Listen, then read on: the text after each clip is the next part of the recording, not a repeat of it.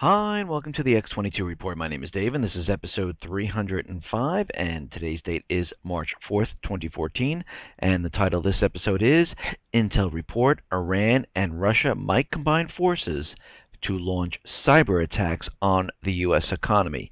Now, we've been hearing this a lot. This is actually the third time that I've been hearing that something could disrupt the economy of the United States, and they're continually using this propaganda over and over now, and this is all being done for the buildup of the cyber attack here in the United States, because what they're going to do is they're going to bring down the financial institutions, because the Fed, the United States government, will not be blamed for this economic collapse. They are out there, I'm talking about the President, the Fed, all telling us and the world, with the other private Western central bank nations, that we are in this fabulous recovery. Everything is okay. And they are continually telling us that the housing is rebounding, retail sales are fantastic, everyone has a job, everyone's getting work, there are no problems here. But we see it completely differently, and we know what they are preparing and what they are ready to do. They are making everyone believe that they have fixed the problem. They have not. And when I say they, I'm talking about the central bankers, the U.S. government, the elite, the globalists, whatever you like to call them. They have not fixed anything. All they did was prop it up and make everyone believe that the economy is now in a recovery. But what they're going to do is they're going to use some type of false flag event and then blame this on another country. Now, what that country is going to be, we don't exactly know, but we can make some determinations by what they have been doing and saying and what we have been seeing. We know they've been pushing the Syrian electronic army at us. We know they've been pushing Iran, the Al-Qasim cyber attackers at us.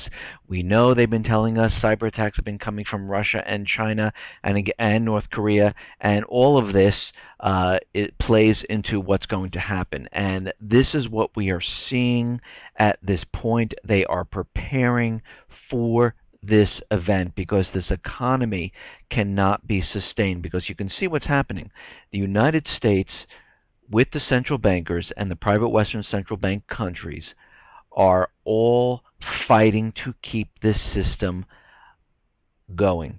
And by doing this, what they need to do is they need to invade and keep all of these countries in check. And I'm talking about Iraq, Libya, Lebanon, Yemen, Thailand, in Africa, Sudan, Central Africa, Mali. We can see this is what they are doing, and they are losing the battle in many of these places. And if we look at Iraq, they are losing footing in Iraq. If we look at Libya, they are losing footing in Libya. The Ukraine is not going the way they wanted it to go. They are losing footing in the Ukraine. So again, they understand what is happening. They understand that the dollar cannot continually to operate the way it is, and they understand that the yuan is now being slated as the reserve currency, and they will not let this happen. They rather start a war and hold a false flag before they allow another currency be the reserve currency of the world. And this is what is happening. But let's get into the economic collapse news, and we'll lead up to why Iran and Russia might be combining forces to bring down the U.S. economy. Now, out in Cyprus, what is happening is they tried to pass a privatization bill, and that kind of failed, and they didn't pass it. But just now, the parliament passed the critical bill for their bailout, and they did this on Tuesday. 30 politicians in the 56-member parliament endorsed a guideline for asset sales. Cyprus must raise $1.93 billion from privatizations as condition of the bailout, or rescue money will not be distributed. So again, they're going to be selling the assets of the country. Again, here are the central bankers. They're looting the country. This is what they want. They want to go into these countries, loot the country, and give them paper and ink. And again, They're going to ratchet up and continually give Cyprus more and more debt, just like they have done with Greece, and this is not going to help because they have huge unemployment problem. They're going to have huge interest payments. They're going to need more debt. They're going to need more austerity, and again, they're going to end up like Greece. They're going to end up like Spain. They're going to end up like Italy. It will not work because this cannot be sustained. And we have to remember, in Cyprus, they still have capital controls on the people. They have not relieved the amount of money that the people can withdraw from their accounts. Yes, they can transfer a little bit more from bank to bank, but if someone went in there, they cannot go up there and say, listen, I'd like my $100,000. They are just not allowed to do that at this point. And we're already into March of 2014, so we're moving over a year now of capital controls. And we have to remember, they told us that capital controls would only be like, maybe 2 weeks, maybe 4 weeks, maybe 3 months. All right, now it's over a year. And again, they started out with the bail-in saying that we're only going to take 8 to 10%, and they ended up taking 47%. And this is what we're going to see here in the U.S. and in other countries like Canada, Australia, the Eurozone, Switzerland, because they all have the same bail-in document. These were created on purpose because they understand when this collapse comes, the governments will no longer bail out these banks. So they need to look inward and take the money from the people. And this is why everyone that is in a bank is no longer a depositor. They are now a creditor. Look at your terms of service of these banks. And you will also see they added other terms in there where they are not responsible or can be held liable for cyber attacks, war, false flag events, and those type of things. And if you really look at their terms of service and read it, you can't hold the officers, the employees of the bank. You just lose your money, and that is it. And if you're depending on the FDIC does not have enough money to cover every single bank when this bail-in comes. It's just impossible. They cannot do it. Okay, now in the news they're saying that auto loans amounts hit a new record high, and they're like, "Whoa, look, auto sales it's getting better. We're loaning people more money." But if we really break this down and see what's happening, it's really not what they're saying. Those with non-prime credit ratings or credit scores between 620 and 679 had the highest average auto loan because, as your credit is not as good as someone else's and you have a credit score between 620 and 679, you have to pay more money. And not surprisingly, those with subprime credit ratings, credit scores between 550 and 619, had the highest average monthly payments. And this is what has been happening because they opened up the auto industry to subprime borrowers because they needed more people to purchase the automobiles. And of course, these people are paying more money per month, and what happens is it drives up the amount of auto loans. And that's all we're seeing right now. And again, for people to afford these cars, they have extended the auto loans from I remember when they were 4 years, then 5 years. We're up to 7 to 8 years now. They have extended them so long because people cannot afford these high-priced automobiles, especially on the incomes that everyone is making. And again, income has not kept up with inflation, even though the government tells us there is no inflation, but we see it everywhere. Income has actually been falling. Those people who have had a full-time job making a certain income got laid off, now look for another full-time job. They are making less money, or those people are making less money in 1, 2, or 3 part-time jobs, and they need an automobile to get to work. They have to pay these higher payments because they cannot afford these cars, and they need to stretch out the loans for a longer period so their payments are lower, but in the end they're actually paying more money. Now they keep telling us that the economy is getting better, everything looks great, but there are more and more store closing being thrown at us, and we are seeing that 145 Brown Shoes, which is a famous footwear, they're closing 145 stores. Target is closing 12 more stores, and this is because the economy is recovering and we're doing better. No, it's not.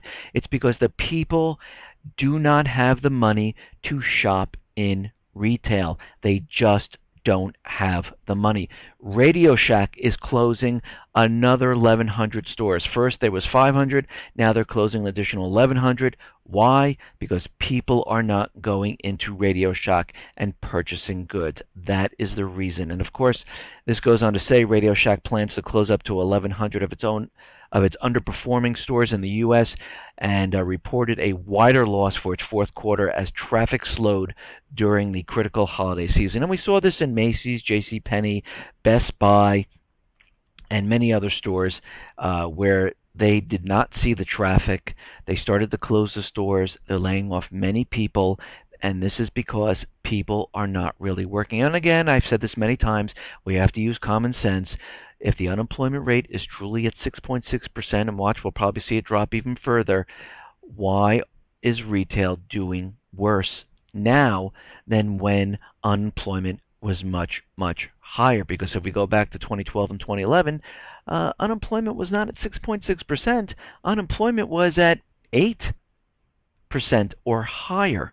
So how can retail be doing worse? Because the unemployment numbers are completely made up. They are manipulated. And if you go back to 1994, prior to 1994, and you don't use the manipulated numbers, you can see unemployment is around 30%. And again, there are other people that are saying it's around 37%, but it is very high. And again, the youth of America who are coming out of college cannot find the jobs they went to school for. So what is happening? They're staying with their parents, they're living in their rooms, they're getting part-time work, and they don't have extra money. Why? Because their student loan payments are too high. And again, this is why the government is out there saying, listen, we're going to redo your student loans. We're going to make it a lot easier to make payments, because they realize these students don't have the jobs to repay these loans, and this is why they're stretching them out and making special circumstances where they do not have to pay these student loans. And again, the youth of America is the driving force for the next generation, and right now we do not have that driving force for retail. We do not have that driving force for real estate, because those people who are retiring are looking to sell their homes, move into a smaller place, or rent, and they do not want to own their home anymore. And again, we don't have that youth to come up behind them and to purchase all of these homes. And this is why we're seeing an increase of foreclosures. This is why mortgage applications are starting to plunge, and there are many other reasons, but this is really leading into this. And again, going back to the retail sales, Sbarro, which is a pizza chain, they're closing about 155 of its 400 stores in North America. And what they're saying is that the economy has affected their business. And again, when the economy has affected the food industry, we're in trouble, because that means people are not going out to eat. And again, this was not expensive food, and this means people don't even have money to pay for pizza. Now, we are seeing right now in the real estate industry, we said this back in August, September, October of 2013, when we saw President Obama out there saying that, the housing market is recovering. But, if we look past that, we saw Wells Fargo, Citibank, Chase, J.P. Morgan, Chase, 1-800 East Coast West Mortgages, all laying off thousands upon thousands of people in the mortgage departments, because they understood that this is a complete bubble. And we understand that most of the purchases of the homes are in cash. And right now, loan originations declined to the lowest point since November of 2008. And this was November. That was the start of the recession. I mean, this is down 60%. Home equity lending in 2013, still down over 90% from 2006. These declines are largely tied to the increased mortgage interest rate environment, which is having a significant impact on the number of borrowers with incentive to refinance. Now, you're telling me the interest rates are what, around 4% or something like that, and they tick up a little bit and no one's refinancing? I mean, the interest rates are very low at this point. So what's really happening? Well, what they're seeing is that a good deal of this decline can be attributed to the fact that a majority of those who could refinance at historically low rates in recent years already have. So those people who were going to refinance have already refinanced because the rates are very low. Again, when they talk about ticking up, we're not going to 8%, 7%, 9%. We're at very historically low interest rates right now. Again, the youth of America and those people who actually have work and those people who didn't foreclose and those people who had short sales, all of these people cannot purchase homes, even though they're trying to tell us that it's a boomerang buyer effect where all these people who had short sales and foreclosures are going to come back into the market. No, they're not. There's a reason why they had foreclosures. It's because they couldn't make ends meet. They lost their job. They had to get out of their high mortgage houses because they didn't have the income to support them. And right now, these people are just trying to get by day to day. And this is why the Fed is still purchasing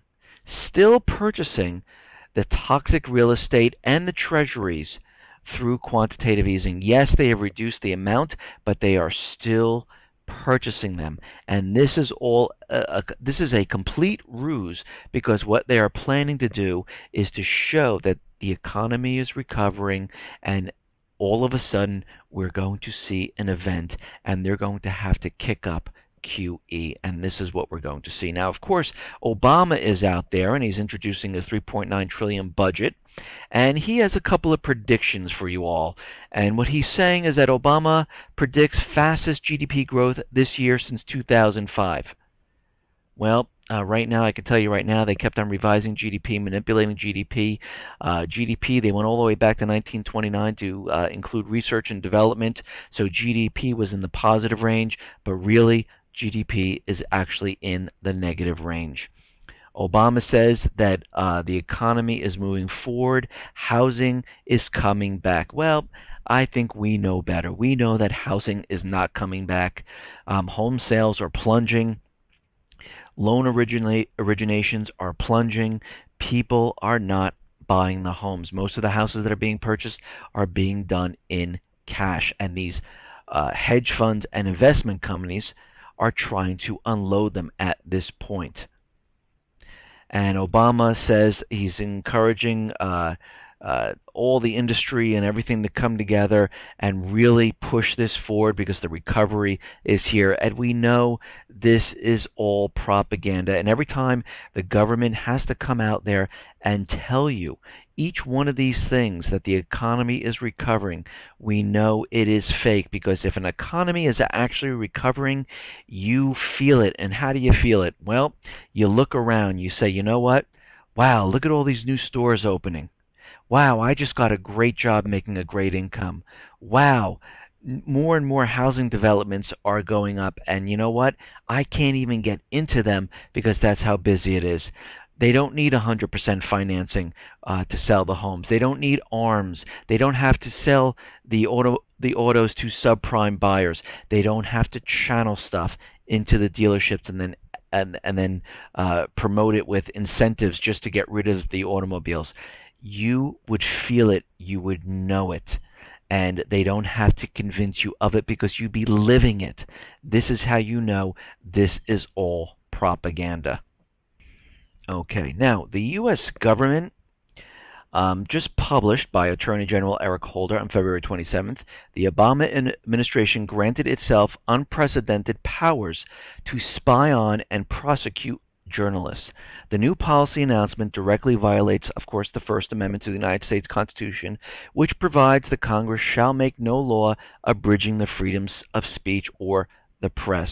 But again, they passed this law. The power of the Attorney General to use certain law enforcement tools, including subpoenas, court orders, and search warrants to seek information from or records of non-consenting members of the news media is greatly expanded at this point. And we talked about this, how the government is trying to chip away at the rights of the people. They're trying to remove the Constitution. They don't want it there. And this is why they're going after the Second Amendment. This is why they've been implementing all these free speech regulations, because they are trying to get rid of it. Under this requirement, officials from the executive branch will visit journalists in their homes and workplaces and bully them into handing over communications and work product under threat of prosecution and subpoena. The order also carves out a rule of general exception in cases related to national security. Now, they always play the national security card. They always do this because, if this has to do with national security, again, they don't need proof. They don't need to tell you how this affects national security. All they have to do is mention national security. Any requirements that the government give notice to journalists before it violates their First and Fourth Amendment, banning unreasonable searches and seizures rights, does not apply where the journalist is or is reasonably likely to be committing or attempting to commit a crime of terrorism or is aiding, abetting, or conspiring in illegal activity relating to terrorism. So guess what? Just like the NDAA, the government can now say, you know what? This has to do with national security. It has to do something with terrorism. We need to see all of your notes. We need all of your information. And again, the government need not show probable cause in order to obtain the content of the private communication of the journalist. It need only offer specific and facts showing that there are reasonable grounds to believe that the contents of a wire or electronic communication or the records or other information sought are relevant and material to an ongoing criminal investigation. So here they are removing every single right. And this is going to move down to the everyday person, just like every law they create. They always start with a certain group, and I'll give you an example, like taxes. They only say they're going to tax the rich, and of course this then moves to the middle class, then moves to the poor, and this is how they do it incrementally. Again, they are doing it incrementally, and this is how they do things. And again, they are trying to remove every single person's rights. They don't want you to have rights because it'll make it easier for them when the collapse comes. Now, we understand that CISPA is still pending in the Senate, and that allows the corporations to share information with the government. And we understand the president was out there and he created the executive orders for his new framework of voluntarily sharing information from companies to the government to ward off these cyber attacks that we've been seeing, to ward off all these attacks on the financial institutions, on Adobe, on Yahoo, on Google, to the University of Maryland, to the University of Illinois, to PayPal, to eBay. And we've been seeing a lot of this stuff. And all of a sudden, they've come out with the framework and the executive orders. Well, and again, we have to remember they do this incrementally because they want to pass a law. They want to pass CISPA and make it mandatory and take over the entire internet. This is their plan, and they do it very slowly. They put everything in place, and then boom, the false flag event occurs. They just so happen to have CISPA pending in the Senate, and I believe we should pass it. So what has happened up to this point? Department of Homeland Security is rolling out a plan to offer states and territorial government organizations a set of free managed security services, including intrusion detection and prevention, net flow analysis, and firewall monitoring. The services will be provided by the Center for Internet Security Multi-State Information Sharing and Analysis Center. The plan is part of a multi-pronged effort to boost government threat information sharing and cooperation called for in the National Institute of Standards and Technology Cybersecurity Framework. So they are putting all of this in place. DHS this February launched the Critical Infrastructure Cyber Community Voluntary Program, which will help coordinate critical infrastructure operations. And again, they are putting all of this into place. Now, DHS has their piece into place. The executive orders are in place. We have the law pending. And all of a sudden, you will see some event and they'll say enough is enough. We need a way to stop these cyber attacks and we need to pass these laws. And this is how they approach everything. Now, we understand that the U.S., the central bankers, are all across the globe trying to keep the empire and the central bankers in power using the U.S. dollar as a reserve currency. And this is what they're trying to do. But they are losing in certain areas, and they're trying to keep control in others. In Thailand right now, we understand the government of Thailand is a puppet government controlled by the central bankers and the U.S. government. And of course, those people who are rising up, who want to replace the government, they are not allowed.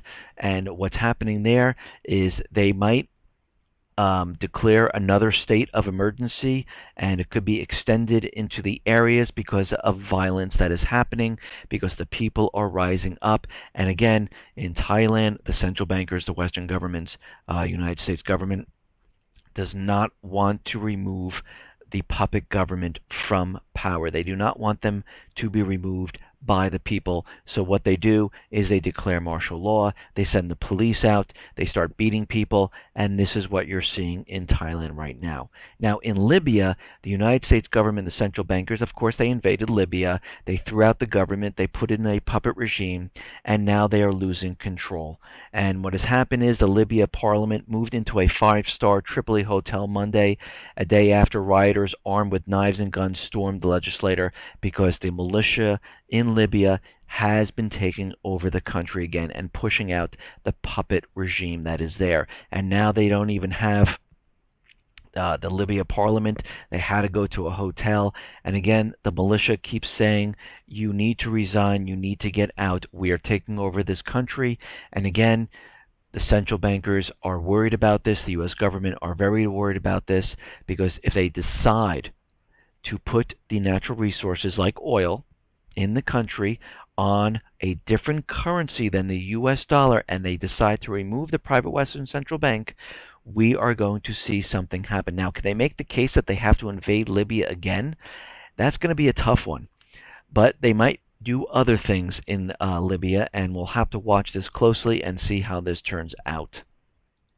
Now, Iran and Russia are looking to improve their relations, and the formation of the Hassan Rouhani government marked a new chapter in Iranian and Russian relations. Business circles on both sides are eager to establish new ties, but they are running into difficulties caused by the international sanctions. So Iran really wants to join up with Russia. They want to start trading, selling their oil, selling military assets, back and forth, but they're having a problem with the sanctions that are imposed right now. And again, the central bankers, the U.S. government, do not want Russia in there, just like they don't want Russia in Syria, who made a deal with Syria for helping them with their infrastructure in the natural gas and oil, and making a deal that they would purchase their natural gas and oil from Syria for like the next 25 years or so. And they definitely do not want this to happen. So again, we're going to see a lot of propaganda come out, and we can see why the United States, the central bankers, are in Ukraine, because they're trying to push Russia, demonize Russia, and make Russia seem like they are the enemy at this point. And again, we see a lot of propaganda out there. We see on CNN that Putin seems to have, and this is President Obama saying this, Putin seems to have a different set of lawyers.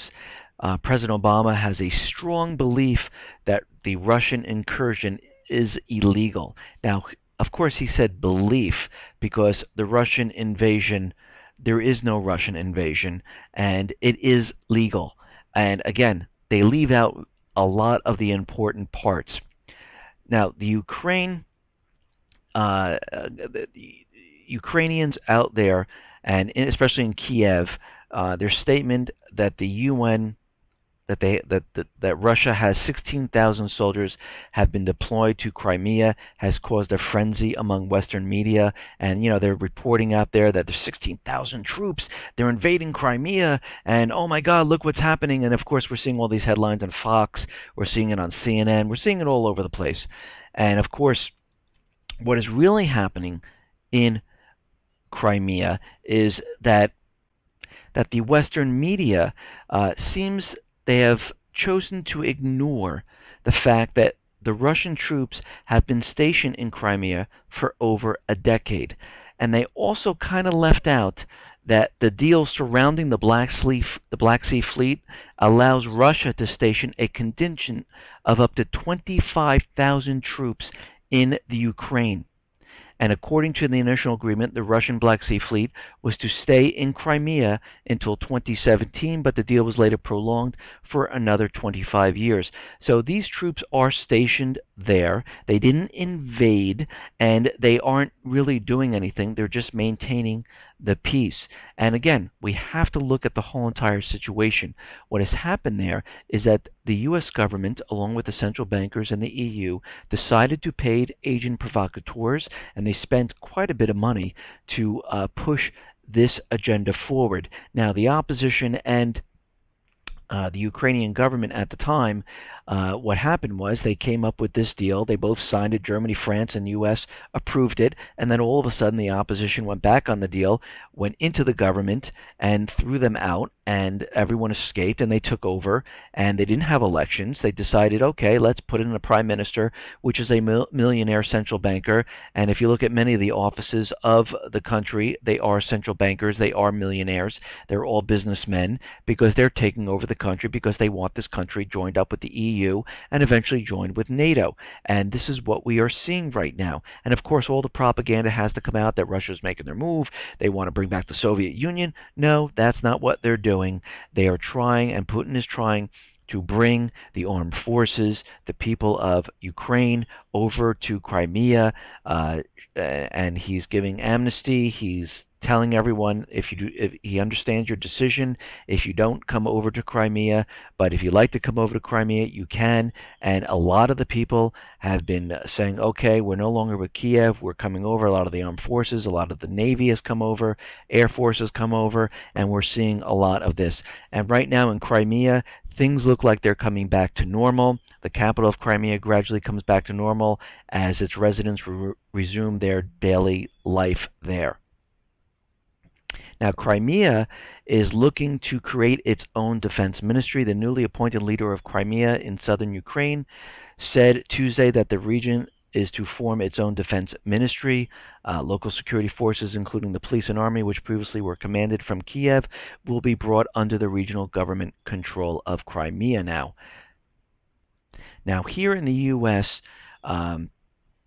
the Major General Bob Scales said, you know what, we just need to write off Crimea right now. The United States needs to write Crimea off after the invasion, which there was none, of Russian troops following last month's Ukrainian uprising. They are now part of Russia. Paint them red. They have been reintegrated into the Russian Republic, and there is absolutely nothing that we can do about it. And this is coming from Scales, a retired Army Major General.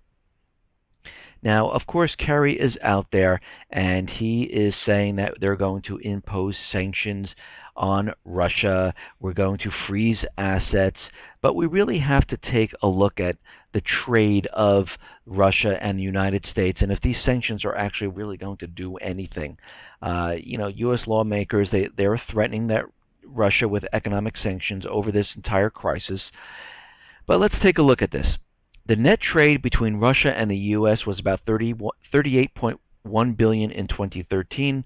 The U.S. exported $11.26 billion to Russia and imported $26.96 billion worth of goods. Russia exports more than $19 billion of oil and petroleum products to the United States, as well as $1 billion in fertilizer products. Russia is going to be cut off from the world. This is very unlikely, given that Russia provides to the world oil, gas, and raw materials. So I don't think this is actually going to happen. And we also have to remember that there are major companies that American companies that are in Russia. And if we look at this, we see Boeing, Ford, General Motors, ExxonMobil, to name a few, all have huge presence in the Russian market. Boeing's investment in Russia is deep, as the aerospace carrier sources a considerable amount of steel, titanium, and aircraft parts from Russian companies. Boeing receives about 35% of its titanium from state-owned Rostec. And Ford has sold over 1 million automobiles in Russia in 2013, sold 105,000 cars. GM, which has 9% market share, sold about 250,000. Both companies have shifted production plants from Europe to Russia. So if the United States government imposes sanctions, it will most likely hurt America more so than Russia. And we have to remember this, that Russia and China hold a lot of treasuries. And of course, the Russian presidential advisor, Sergei Glazyev, was out there and he said, we hold a decent amount of treasury bonds, more than 200 billion, and if the United States dares to freeze accounts of Russian businesses and citizens, we can no longer view America as a reliable partner. He said, we will encourage everybody, including China, to dump U.S. treasury bonds, get rid of dollars as an unreliable currency, and leave the U.S. market. If this happened, which I don't believe at this time it will, but if it did, this would bring the U.S. economy to its knees.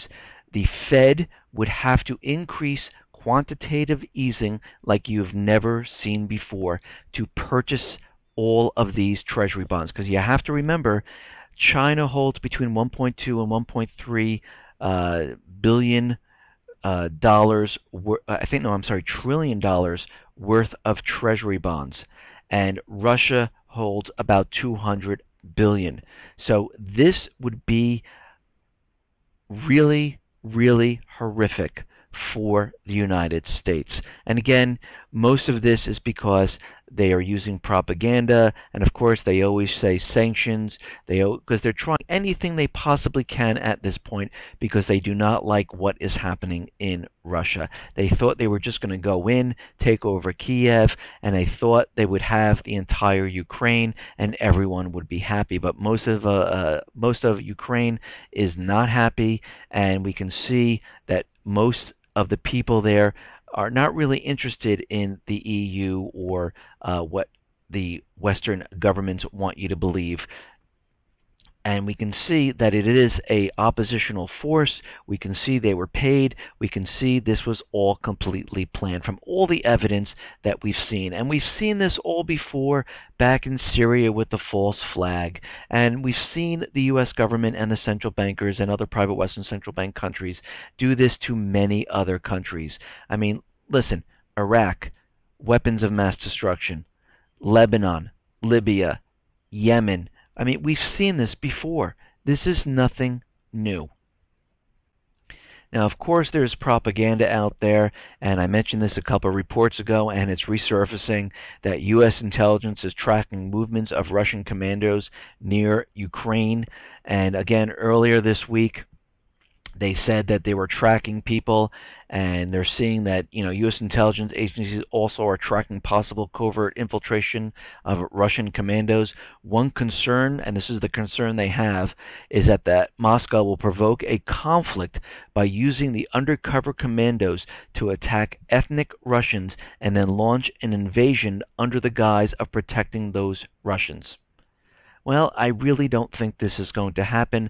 I believe this is all propaganda. Maybe the opposition forces will do this to make it look like it's coming from Russia, but there is absolutely no reason for Russia to do this at this point because most of the Navy, the armed forces, the people are siding with Crimea at this time, and there is absolutely no reason for this. And we already had a retired Army general saying, let's just write off Crimea, because they realize they're not winning this fight at this time.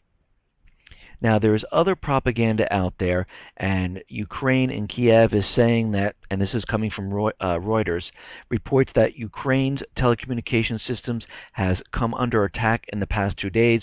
The head of Ukraine's security service confirms that the IP telephonic attack is underway on mobile phones of members of Ukrainian parliament for the second day in a row. And they're saying that they're being cyber attacked by Russia. They're building up the propaganda.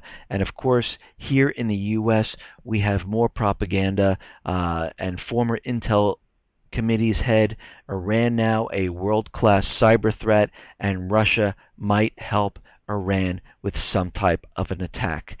Iran has emerged as a leading cyber threat and has already hacked into the U.S. defense establishments and financial institutions, likely with the help of Russians. According to a former chairman of the House Permanent Select Committee on Intelligence, Iran has boosted its cyber capabilities in a surprisingly short amount of time and possesses the ability to launch successful cyber attacks on American financial markets and its infrastructure. The Iranian regime emergence as a world-class cyber threat likely has to do with its close ties to Russia.